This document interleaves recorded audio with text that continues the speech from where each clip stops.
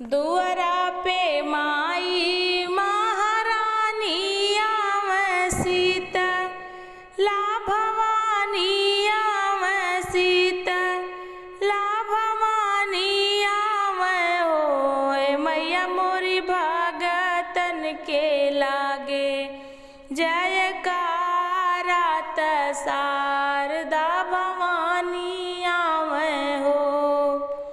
हे मैया मोरी दुआरा पे लागे जयकारा त शारदा भवानी आवे हो। दुआरा पे माई महारानी आवे सीता, ला भवानी आवे सीता, ला भवानी आवे हो। मैया मोरी भगतन के लागे जयकारा त शारदा भवानी आवे हो। हे मैया मोरी दुआरा पे लागे जयकारा त शारदा भवानी आवे हो। एक हाथ लैला तू कटार मैया, दूजे तलवार मैया, बाना रखवार मैया हो। एक हाथ लैला तू कटार मैया, दूजे तलवार मैया, बाना रखवार मैया हो। हे मैया मोरिया सूरन के कारा संहारत, काली का भवानी आवे हो।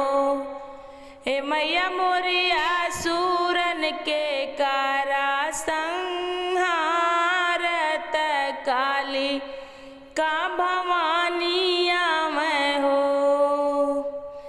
घरवा में दुखवा मिटावा मैया, सुख बरसावा मैया, या सारा पुरावा मैया हो।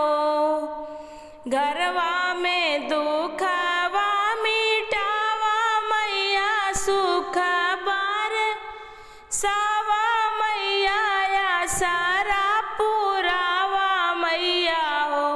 हे मैया मोरी रोगवा के करा तू निदान, त माई बरदानी आवा हो। हे मैया मोरी रोगवा के करा तू निदान, त माई बरदानी आवा हो। गाँव गाँव करत पुकार मैया, लैके असधार मैया, चरणन के थार मैया हो। गाँव गाँव करत पुकार मैया, लैके असधार मैया, चरणन के धार मैया हो। हे मैया मोरी प्रियाली है फूलवा के हारत, जस जल रानी आवा हो। हे मैया मोरी प्रियाली ले फूलवा के हारत, जस जल रानी आवा हो। सब पढ़वाइयन के आस मैया, हवे विश्वास मैया, तू करा पास मैया हो।